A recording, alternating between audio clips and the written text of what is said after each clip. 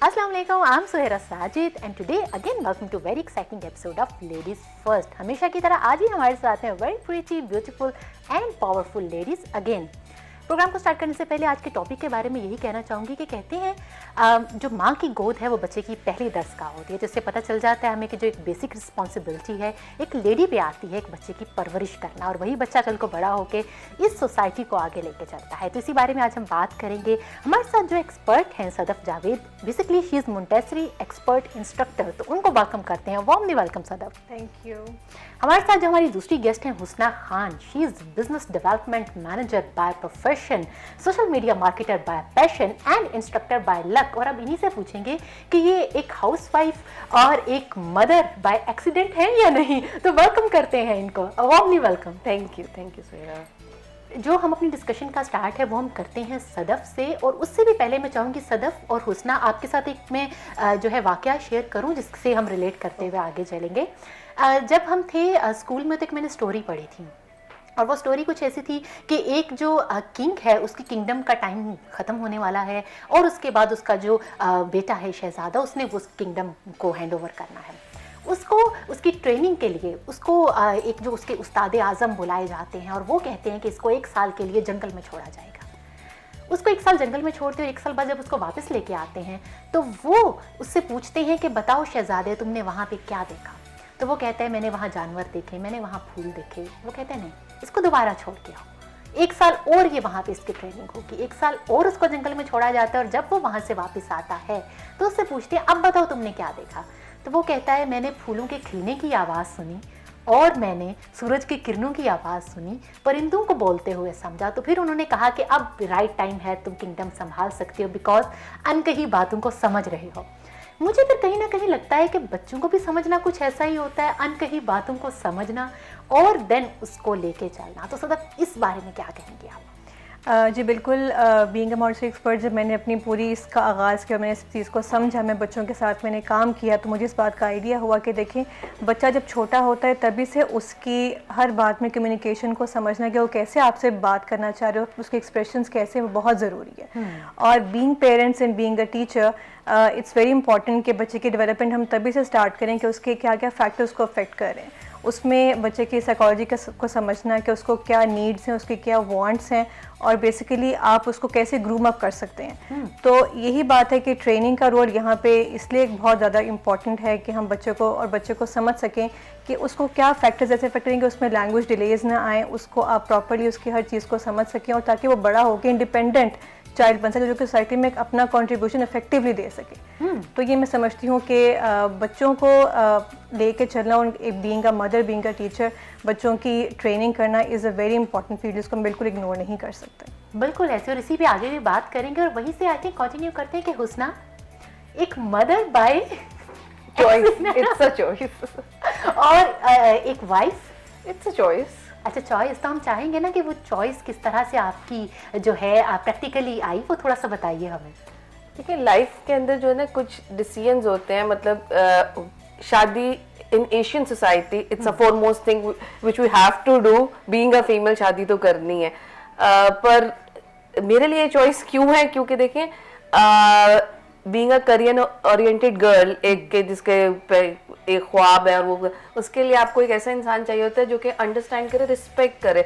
So if I talk about myself and my relationship with my husband, that was started when we both were studying in university.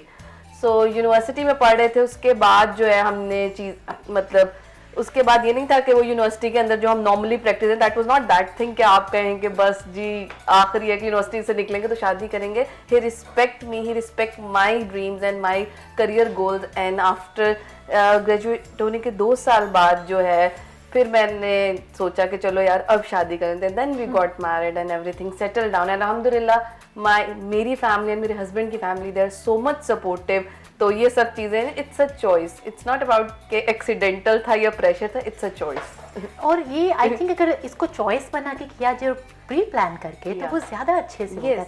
अच्छा मुझे बताइए उसने, आपसे हम पूछना चाहेंगे कि एक लेडी, उस पर किसी ना किसी तरह रिस्पॉन्सिबिलिटी बच्चे की ज़्यादा होती है, और जबकि वो एक वर्किंग लेडी भी है, तो इस चीज़ पे रोशनी डालें, फिर हम उसके बारे में राय लेंगे अपने एक्सपर्ट की। देखिए एक सबसे पहले तो ये होता है कि द होल प्रोसेस ना, द डे यू नो कि यू गेट कि you are conceiving a baby, so it's मतलब multiply 100 multiplied responsibility. Now you have to take care of yourself and the tiny creature which are inside and on you.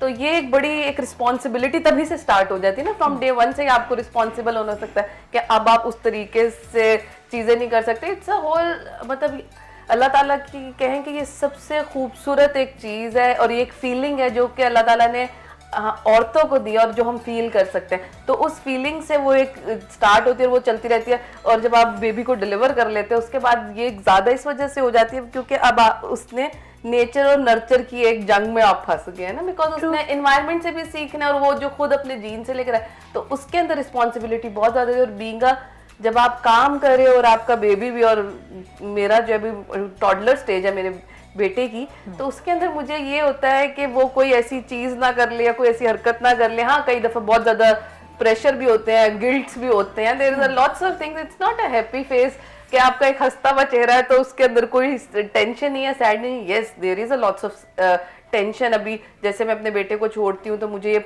सुबह देखना होता है कि उसकी सारी चीजें हैं, उसकी दादों के पास वो सब कुछ है. तो ये सारा कुछ होता है कि अल्हम्दुलिल्लाह मेरे पास एक सपोर्टिंग एंड जो है वो मेरी मदर इन लॉ है, जिसकी वजह से मैं आज काम कर रही हूँ, और मेरे हस्बैंड है. तो इस वजह से भी है कि मुझे जब अपने बेटे को या सब चीजें करनी है तो एक प्रेशर जो है वो थोड़ा सा मेरा कम हो जाता है कि मुझे पता है कि ही बहुत अच्छा लगता है सुन के जब आजकल हम सोसाइटी में देखते हैं कि मदर इन लॉ इतनी सपोर्टिव है और देन हस्बैंड इतने सपोर्टिव है. यहाँ पे सदफ मैं आपसे पूछना चाहूँगी कि अभी जैसे हुस्ना ने कहा कि एक बच्चे की तो नेचर होती है जो कि उस अल्लाह ताला ने उसके अंदर कुछ क्वालिटीज़ डाली, जो हमारा एटमॉस्फेयर है वो उसको कितना इफ़ेक्ट करता है, लोगों के बिहेवियर, इसके बारे में आपकी राय चाहिए. जी बिल्कुल. देखें, सबसे पहली चीज़ है बच्चा जो सीखता है फ्रॉम डे वन कि उसको जो है लाइक बीइंग अ मदर, और जो है वो उसको कैसे टाइम उसको कितना दिया जा रहा है, उससे आप कैसे बात करें. हम ये कहा जाता है कि छोटे बच्चे से भी माएँ या जो उसके इर्द गिर्द लोग हैं उससे बात करें, उससे कम्युनिकेट करें. ठीक है, आप उसको कितना टाइम दे रहे हैं उसके बाद डिपेंड करता है कि आपने बच्चे की हेल्थ कैसे मेंटेन की हुई है. ठीक है, इसके बाद जब बच्चा बैठना शुरू करता है फिर बच्चा ऑब्वियसली उसे एक्सप्लोर करना है अपनी हर चीज़ को. आप उसे कितने मौके दे रहे हैं कि वो एक्सप्लोर कर रहा है. आप उसे हर बात पे अगर मतलब स्नैप करेंगे, बात हमने देखा कि बात लोग करते हैं, मतलब उनको रोकते हैं कि लाइक नो आपने ये नहीं करना, ये नहीं करना. सो देखिए वो चीज़ बच्चे की नेचर में अफेक्ट होती है, वहाँ से बच्चे की शाइनेस डेवलप होती है क्योंकि आप उसको हर चीज़ में स्टॉप कर रहे हैं कि आपने ये चीज़ नहीं करनी. ठीक है, उसके अलावा फिर वो बच्चे को हम, क्योंकि मॉन्टेसरी बेसिकली हम बच्चों को सिखाते हैं प्रैक्टिकल लाइफ के एक्सरसाइजेस. फॉर एग्जाम्पल, आपने एक ट्रे को कैसे पकड़ना है. एक बहुत छोटी सी एक्टिविटी है, हम बच्चे को मौका नहीं देते कि बच्चा एक ट्रे को पकड़ सकता है. हम उसे कहते नहीं बेटे आप नहीं कर सकते, मम्मा कर लेंगे. एक बहुत कॉमन सा मतलब हमारे यहाँ ये रिवाज है. तो बच्चों को अगर ये हम सिखाया जाए लाइक फ्रॉम एज 3 कि आपने अपनी छोटे काम कैसे करने हैं, आपने अपने बटन्स कैसे बंद करने हैं, आपने सब कुछ कैसे करना है, तो देखिए बच्चा इतना इंडिपेंडेंट फील करता है और उसको पता है कि सब चीज़ें मैं खुद कर सकता हूँ. तो उस बच्चे में और जिस बच्चे को आपने मौके नहीं दिए, आप खुद डिफरेंस फील कर लें कितना मतलब उसकी पर्सनैलिटी में कितना मेजर डिफरेंस आ जाता है. So this is the place जहाँ पे मतलब बेसिकली हम ये बच्चों को सिखाते हैं, मदर्स को, टीचर्स को, कि आपने इन छोटी छोटी चीज़ों में बच्चों को कैसे आगे लेकर आना है. तो ये सब चीज़ें एक्चुअली अफेक्ट करती हैं बच्चे की नेचर को और बच्चे की पर्सनैलिटी को बिल्डअप करने में. अभी जैसे आपने कहा कि बच्चे को रोकना, अगर उसको रोकना भी हो तो क्या एक राइट वे है उसको कहने का कि आपने ऐसा नहीं करना? देखिए राइट वे ये है कि हम बच्चे को ऑप्शंस दें. आप बच्चे को बताएं कि अगर ये होगा, नो का वर्ड तो इस्तेमाल हमने करना ही नहीं है बच्चे के लिए. It's a big no to say no to a child. ठीक है, और उसको आप बेसिकली उसको आप ये बताएं कि अगर हम इसको ऐसे कर लें तो ये आपके लिए बेहतर होगा, लेकिन अगर इसको ऐसे करेंगे तो ये आपको इस तरह से अफेक्ट कर सकती है, आपको चोट लग सकती है, अगर वो चीज़ ऐसी है जो कि आपको लगता है कि बच्चे को वो लाइक हार्मफुल होगी उसके लिए. सो देखें, अगर आप बच्चे को रिस्ट्रिक्ट कर रहे हैं, उसको ऑप्शंस दे रहे हैं क्या इस तरह कर लें या फिर इस तरह कर लें, तो he is limited. He knows कि I have to choose between these two options only. अब जहाँ बच्चों को डिसिप्लिन के इश्यूज आते हैं वहाँ भी आप बच्चे को ऑप्शन प्रोवाइड करें कि बेटे या तो हम ये करेंगे या फिर हम ये करेंगे. यू नो लाइक बजाय कि नो नहीं, उसको रोक नहीं देना, ऑप्शंस देनी है. और देन उसको सिलेक्शन का मौका देना है कि ये आपने करना है. बड़ी अच्छी टिप है ये. और नॉर्मली हम ये देखते हैं कि बेटा नहीं करना, नहीं तो आने लगा थप्पड़. ये वाली सिचुएशन होती है, तो इससे बचना है जी. नो. और अभी हमने हुस्ना से पूछनी है इनकी लव स्टोरी, तो इन्होंने भी हमें नो नहीं कहना. से नो टू नो। उसमें आपसे मैं चाहूँगी ये डिस्कस करना, बिकॉज जब भी बात आती है शादी की और लव स्टोरी की कि आपने लव मैरिज की, तो बड़ा उसको फेंटिसाइज किया जाता है और समझा जाता है कि वो समटाइम मूवी में जिसको दी एंड कहते हैं, एक्चुअली कहते हैं वही एक स्टार्ट होता है रिस्पॉन्सिबिलिटीज़ का। तो थोड़ा सा आप उस पर फोकस करें, क्योंकि अभी आपकी बड़ी प्रैक्टिकल अप्रोच थी इस पसंद की शादी में भी, तो वो थोड़ा सा मैं चाहूँगी आप बताएं। देखिए, मेरे फादर मुझे एक बात कहा करते थे, he used to quote every time कि प्यार जो होता है ना वो 16 साल की उम्र में होता है, ठीक है। अच्छा, और उसके बाद जो होता है, उसके बाद प्यार नहीं होता। और वो जो होता है वो एक होती है अंडरस्टैंडिंग, और आपके अंडरस्टैंडिंग और आप कह रहे हैं ना कि लाइक माइंडेड होना चाहिए, कि लाइक माइंड हो के मिले तो सही, कि आपके ज़हन और जो लोगों को बार बार जिन लोगों को होता है उनको क्या होता है पता नहीं उनको क्या होता है, वो कुछ और ही होता है। लेकिन देखिए, एक चीज होती है कि जब आप प्रोफेशनल स्टडीज में होते हैं ना, मैं प्रोफेशनल स्टडी इस वजह से कहती हूँ कि यहाँ पे ये फ़र्क बताना बहुत ज़रूरी होता है कि व्हेन यू आर एंड आप किसी प्रोफेशनल स्टडी में जा रहे हो तो आपने अपना करियर बनाना है तो आप उसमें जा रहे हो ना। फिर अगर आपने वो नहीं करना तो इट्स सिंपली कि आप कुछ ऐसा पढ़े कि आप, मैं ये नहीं कहती कि होता नहीं है, पर एक प्रोफेशनल स्टडीज़ का मतलब है। तो मेरी बिजनेस स्टडीज़ थी, तो द डे वन मैंने जब यूनिवर्सिटी में एडमिशन लिया था तो ये नहीं था कि एक एम होता है यूनिवर्सिटी के जाके, तो क्योंकि मेरे फादर से मैं बहुत ज़्यादा अटैच थी, तो उनके थे कि आपने ज़िंदगी में कुछ करना है, क्योंकि हम 4 बहनें हैं, तो वो एक आपने के एंथुजियाज्म मेरे अंदर बहुत ज़्यादा था लाइफ को लेके, करियर को लेके, बिकॉज मुझे बड़ा अच्छा लगता है ये कॉर्पोरेट वर्ल्ड। तो उसके बाद मैं यूनिवर्सिटी में गई और मैं अपनी पढ़ाई के अंदर काफ़ी ज़्यादा बिजी थी और ये था। तो मेरे जो हस्बैंड थे Zeeshan, he is good friend of mind, पर वो भी उस तरह का, मैं आपसे हमेशा ही बात करती हूँ कि वो उस तरह का प्यार नहीं होता कि रातों को मैसेजेस हो रहे हैं ना, we are just good friend. हम इस तरीके से नहीं था कि हर वक्त बात करना है। मेरी बहुत कम बात हुआ करती थी, मतलब हफ्ते में, 2 हफ्ते, महीने में, कि बस ये असाइनमेंट है या ये काम कर लो, मैं काम कर। अच्छा, इसके अलावा कुछ नहीं होता। जो आजकल इतने ज्यादा पैकेजेस होते हैं और फिर मुझे तो आज तक हमें क्यूरियोसिटी, हम जानना चाहते हैं आप लोग क्या बातें कर रहे हैं, कौन लोग इस्तेमाल करते हैं। मुझे पता, सीरियसली मुझे आज तक ये पता नहीं चला कि मुझे अब ये पैकेजेस नहीं पता, कि बल्कि मेरी जो मेड है वो कह रही थी बाजी ये वाला पैकेज करा दो, तो मुझे आज तक मेड से पूछना क्या बातें करती हो। पता नहीं लोग ऐसे क्या बातें करते हैं, मेरे बिल्कुल भी ऐसे नहीं था। I was very focused and determined toward my. मुझे भी क्यूरियोसिटी है वैसे कि लोग क्या बातें करते हैं, बिकॉज काम की बात के बाद 5 मिनट के बाद क्या बात करें वो समझ में नहीं आता। बंदा बोर होता है, क्योंकि फोन पे जो कि आप, मतलब हम सभी यहाँ पे इस वक्त जो है वो वर्किंग वुमेन्स हैं, तो आपको पता है कि हमारे लिए टाइम कितना होता है कि फोन पे बात करने के दूसरे सेकंड का देते हैं, अच्छा ओके ओके ओके अल्लाह हाफिज़। सीरियसली मेरी मामा मुझसे कहते हैं कि आप मुझसे आराम से बात नहीं करते, आपको टाइम नहीं, तो मैं कहती हूँ कि बस मेरे से। हस्बैंड क्या कहते हैं हमें ये बताएं, उनसे आराम से करती हैं? अगर मैं आपको सीरियसली बताऊँ, मैं और मेरे हस्बैंड जो है सुबह से लेके शाम 6 बजे तक एक दूसरे से बात नहीं करते। व्हेन ही कम, जब वो घर आ जाते हैं और मैं घर चली जाती हूँ तो then we talk, because he know कि मैं काम कर रही हूँ तो मैं बिजी हूँ, मुझे पता है वो बिजी है। तो इसी तरीके से मैं आपसे बता रही थी कि देखिए 60 जो ये मेरी और ज़िशान की आप कहें कि शादी या जिसको आप love story, it's not about the love story, it's about the relationship which we both understand our, मतलब आर पर्सनल स्पेस, जो कि बहुत ज़रूरी होती है। मुझे पता है उनकी पर्सनल स्पेस क्या थी और उनको पता था मेरी पर्सनल स्पेस की। So then we got decided के मतलब शादी कर लें, और उसके अंदर फिर फैमिली का रोल होता है। मैं ये नहीं कहती कि शादी हो गई तो बस लड़का लड़की, और ये फैमिली का बहुत रोल होता है। जैसे मेरे फादर ने या मेरे पेरेंट्स ने मुझे एक पैम्पर्ड बच्ची बना के रखा हुआ था, तो द सेम गो कि जब मैं एक नए घर में जा रही हूँ, एक नई सेटिंग में जा रही हूँ, तो वहाँ पर भी मेरे साथ उसी तरीके से रखा जाए। तो ये आप कह लें कि विन विन सिचुएशन होती है, और इसके अंदर ये नहीं होता कि आपने रिस्पेक्ट नहीं करनी, आपने जो है टाइम नहीं देना। तो आज माशाल्लाह 4 साल होने वाले मेरी शादी को, 2.5 साल का मेरा बेटा, तो रिस्पॉन्सिबिलिटीज को मैं कहती हूँ कि ये जो रिस्पॉन्सिबिलिटी मैनेज करना है ना, ये साइंस है और इनको बैलेंस करना आर्ट है। तो ये चीज़ें सीखनी है। तो यही जो है आप कह लें कि लव मैरिज कोई भी ऐसा कोई वो फैंटेसाइज थिंग है इन विच यू हैव आपके कंधों पे डबल रिस्पॉन्सिबिलिटी आ जाती है। That's an art के how you ये manage. आर्ट एंड साइंस है, आप साइंस भी पढ़ें और आर्ट्स भी पढ़ें, बिकॉज आपकी लाइफ में इन दोनों चीज़ों का बहुत अहम किरदार है। सदफ बताइए, आप बहुत से बच्चों को डील करती हैं, उनकी साइकी को समझती हैं। वो बच्चे जिनकी मदर्स एक वर्किंग लेडी हैं उनमें और जिनकी मदर एक हाउसवाइफ है, क्या डिफरेंस देखती हैं? मैं समझती हूँ कि वर्किंग वुमेन के बच्चे ज़्यादा इंडिपेंडेंट, बहुत कॉन्फिडेंट होते हैं, क्योंकि उन्होंने उनको एटमॉस्फेयर प्रोवाइड किया होता है, उनको अवेयरनेस होती है जो कि घर में बह रहे हुए औरत को नहीं होती। मैं ये नहीं कह सकती कि बहुत मेजर डिफरेंस है, बट अगर हम उसकी एक रिसर्च वाइज देखें तो yes, working women they know how much precious their time is, and when they come home तो वो पूरा अपना टाइम, क्वालिटी टाइम देती हैं अपने बच्चे को।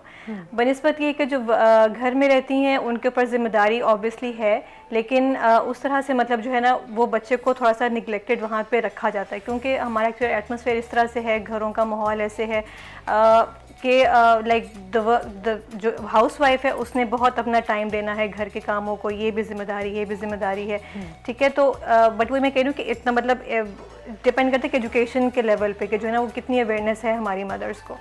तो उसके लिए लेडीज़ को मैं यही कहती हूँ कि उनको अपने आप को इतना अवेयरनेस उनको होनी चाहिए कि उन्हें बच्चे की डेवलपमेंट में उनको पता हो कि क्या माइलस्टोन्स हैं और हमने किस स्टेज पे कितना फोकस रहना है बच्चे को उस तरह से, क्योंकि देखिए माशरे में आगे इन्हीं बच्चों ने आगे जाके जो है ना हमारे माशरे को संभालना है। तो बहुत बड़ी जिम्मेदारी होती है, सिर्फ मदर्स पे नहीं, टीचर्स के ऊपर भी होती है।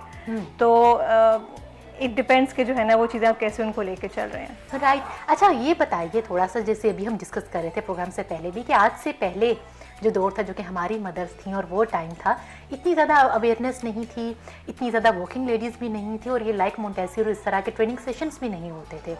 तब की परवरिश में और अब की परवरिश में क्या फ़र्क है? तब की परवरिश में एक्चुअली असल में ये था कि देखें, तब की माएँ जो थी ऑब्वियसली हम कहते हैं कि वो इतनी पढ़ी लिखी नहीं थी, लेकिन उनको एक्चुअली बच्चों को हर बात में कम्युनिकेट उनका कम्युनिकेशन लेवल बहुत ज़्यादा था, क्योंकि देखिए ना अब हमारा टाइम कहाँ बेसिकली खर्च हो रहा है, सोशल मीडिया इतना एक्सपैंड हो गया है, we have TVs in our homes, और हम बच्चों को लगा देते हैं उन डिवाइसेस के ऊपर, अपनी जिम्मेदारी को कम करते हैं कि बच्चा हमें तंग करे, ठीक है, उसको फ़ोन दिया, बच्चा कार्टून देख रहा है और मदर्स को नहीं पता कि बच्चा क्या देख रहा है। पहले ये नहीं था, पहले मदर्स बच्चों को अपने साथ इंगेज करती थी। देखिए उसमें पेशेंस लेवल तब की मदर्स में था, लेकिन अब की मदर्स में पेशेंस लेवल नहीं है। और ये जो स्टोरी टेलिंग का एक था प्रोसेस, आजकल वो भी नहीं रहा। और मॉन्टेसरी का बेसिक जो है बहुत बड़ा इसमें रोल है स्टोरी टेलिंग में, क्योंकि देखिए बच्चा ना रिलेट करता है स्टोरी के साथ कि वो एक्चुअली क्या फैंटेसाइज कर रहा है। तो हम ये भी सिखाते हैं टीचर्स को, मदर्स को, कि आपने कैसे इस प्रोसेस बच्चे को इंगेज करना। आप बिल्कुल ठीक कह रही, ये चीज़ आजकल बहुत मिसिंग है। जो तब था कि अच्छा बच्चे को सोने के टाइम पे आपने स्टोरी सुनानी है, उसमें डिफरेंट कि आप बच्चे को उसमें कुछ मॉरल लेसन सिखा रहे हैं, कोई भी आप उसको रिलेट करें डिफरेंट चीज़ों से। तो देखिए आजकल जो है ना बेसिकली हमें इन डिवाइसेस ने बच्चों को बहुत ज़्यादा ख़राब कर दिया है, और मदर्स भी जो है ना उसमें बच्चों को लगा देती हैं। ये मेजर डिफरेंस है तब की में और अब की परवरिश में। और बहुत है, बिकॉज फिजिकल एक्टिविटीज़ तो किसी हद तक ना होने के बराबर रह गई।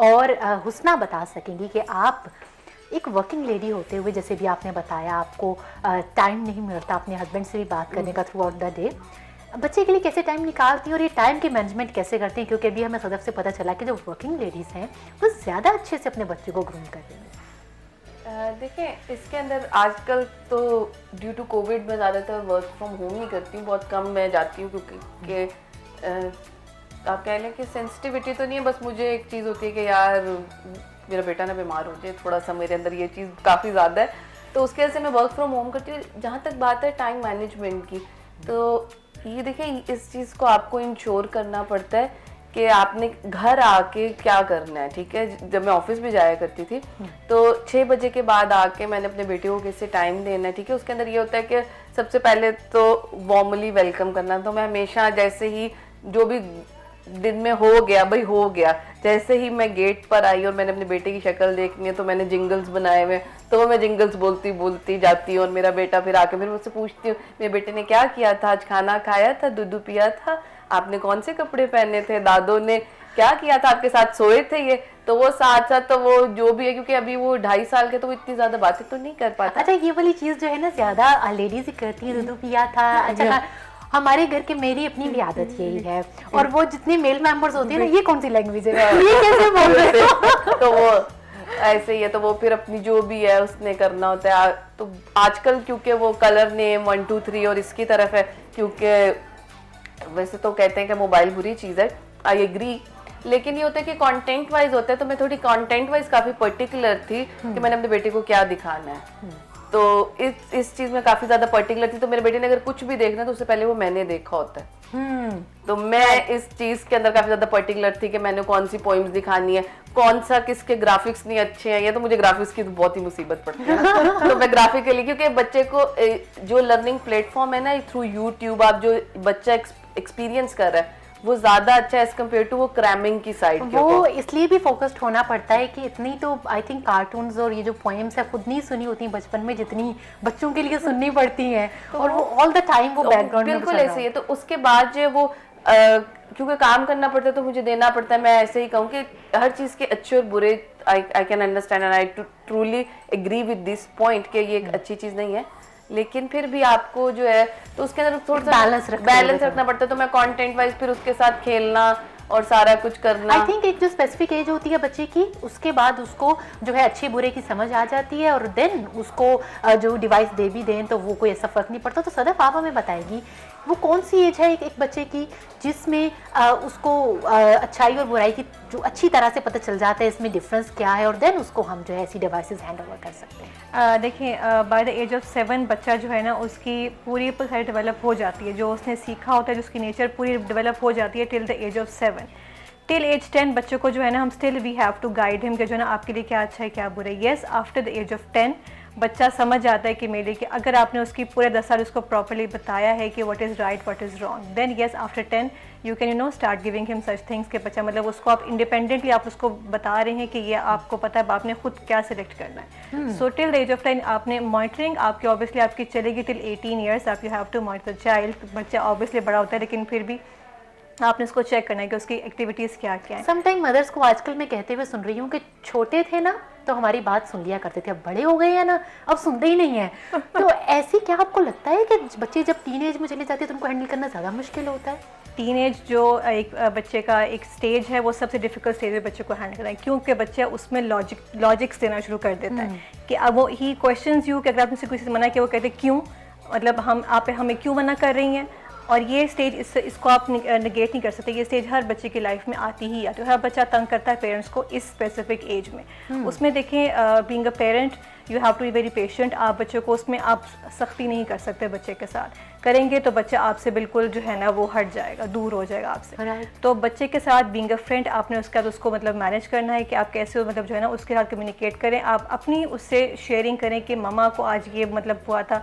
हम पता है हम असल में हम क्या करते हैं, जहाँ पे बेसिकली गैप आता है हम पेरेंट्स ना अपने मसले बच्चों से डिस्कस नहीं करते। हम समझते हैं बच्चे छोटे हैं वो समझ नहीं पाएंगे, लेकिन आप उनसे शेयर करें अपने मसले, चाहे उनके लेवल के ही हो, लेकिन शेयर करें कि आज ममा यहाँ पे गई तो ये हुआ, मसला ये हो गया ये हो गया। देखिए तो they would feel your feeling कि ममा को भी प्रॉब्लम होती है। Then they would share their own concerns कि ममा मतलब मुझे भी ये फील हुआ था, ये ऐसे हुआ था। कि फीलिंग्स को शेयर करना बहुत इंपॉर्टेंट है आपस में। तो जब आप करेंगे तो बच्चा भी आपकी फीलिंग अपनी फीलिंग आपसे शेयर करेगा। और तो, ये भी एक चीज़ है, आप इससे सिर्फ एग्री करेंगी कि एक बच्चा जो है वो एक्शंस को ज़्यादा कॉपी करता है ना कि उसको जो कहा जाए। बिल्कुल ऐसे ही है। जो हम बच्चों को कहते रहते हैं कि आपने ये नहीं करना, एक बहुत छोटी सी एग्जांपल है, हम कहते हैं बच्चे को कि झूठ नहीं बोलना, लेकिन किसी का फ़ोन आएगा, कोई मेहमान आएगा, कह के अच्छा जाके उससे कह दो कि बाबा घर पे नहीं है, ये बाबा अभी जो है ना वो कहीं गए हुए हैं। बाबा तो घर पे हैं, आप खुद उससे इनडायरेक्टली उससे सिखा रहे हैं कि आपने यू कैन लाई। बिल्कुल सही।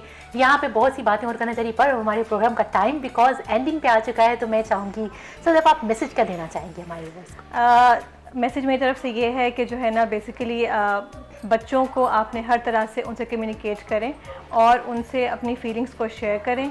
बच्चों की डेवलपमेंट पे ख़ास तवज्जो दें, उनके डिफरेंट माइलस्टोन्स हैं उस पर नज़र रखें, क्योंकि बच्चों में आजकल लैंग्वेज डिलेज़ आ रहे हैं इसी वजह से, क्योंकि उनसे आप कम्युनिकेट नहीं कर पाते। तो उनसे बातचीत करें, उनको टाइम से अभी हुस्ना ने बात की कि जैसे फ़ौरन से आके बच्चे को हक करें, उससे बात करें, उससे पूछ रहे हैं उसका दिन कैसा गुजरा। तो ये छोटी छोटी बातें बहुत मैटर करती हैं और इन्हीं बच्चों ने बेसिकली आगे जाके आपको पोर्ट्रे करना है कि आपने तरबियत कैसे की उनकी। So wish you good luck और जो है अपने आप को स्ट्रॉन्ग करें। Thank you. Very right. जी हुस्ना, आप क्या मैसेज देना चाहेंगी? देखिए मेरा तो ये मैसेज है कि इसमें बीइंग अ वर्किंग मदर सबसे बड़ी जो रिस्पॉन्सिबिलिटी एट द एंड जो वो मदर पे ही होती है।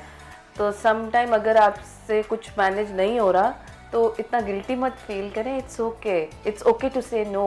तो बीइंग अ मदर और बीइंग अ वर्किंग वुमन ये है कि अगर आपसे कोई चीज़ नहीं हो रही आप उसको क्विट कर जाएं, ठीक है। तो इतना बड़ा कोई मसला नहीं है कि आप वर्किंग वुमन या आप हाउस वाइफ हैं, बच्चा जो है वो सबसे ज़्यादा इंपॉर्टेंट है। तो ठीक है कि करियर भी होता है लेकिन बच्चा सबसे ज़्यादा इंपॉर्टेंट। तो मेरा यही है कि अपने बच्चे के लिए जो है ना हर चीज़ के ऊपर आपका बच्चा है, आपके बच्चे के माइलस्टोन है। Please don't compare your child with anybody. ये सबसे बड़ा डिलेमा है इस सोसाइटी का कि हम कंपैरिजन करते हैं। तो प्लीज़ आप अपने बच्चे को कंपेयर ना करें। और यही इसी के साथ मैं एंड करूँगी कि प्लीज़ आपका बच्चा है, आप उसको बेहतर तरीके से, कोई भी सही या गलत नहीं होता। तो प्लीज़ अपने बच्चे को टाइम दें, उसको समझें, क्योंकि आगे आने वाला जो ज़माना है उसके अंदर हमें अपने बच्चों का दोस्त बनना है और यही जो है ज़रूरत है वक्त की। Thank you. बिल्कुल, thank you so much Husna and thank you so much Sadaf, आपने हमें टाइम दिया, प्रोग्राम में आई आप। यहाँ पे प्रोग्राम के एंड में मैं हुस्ना और सदफ की बात को कंटिन्यू करते हुए यही कहना चाहूँगी कि कोई भी रिलेशन है, चाहे आप वर्किंग लेडी हैं, चाहे आप हाउस वाइफ हैं या एक मदर हैं, जब तक दोस्ती वाला रिलेशन आपके रिलेशन में बरकरार रहेगा, आपका रिलेशन बहुत अच्छे से चलेगा। इसी बात के साथ आपसे लेते हैं इजाज़त। इंशाल्लाह मिलेंगे ladies first week new episode में। टिल देन अल्लाह हाफ़िज़।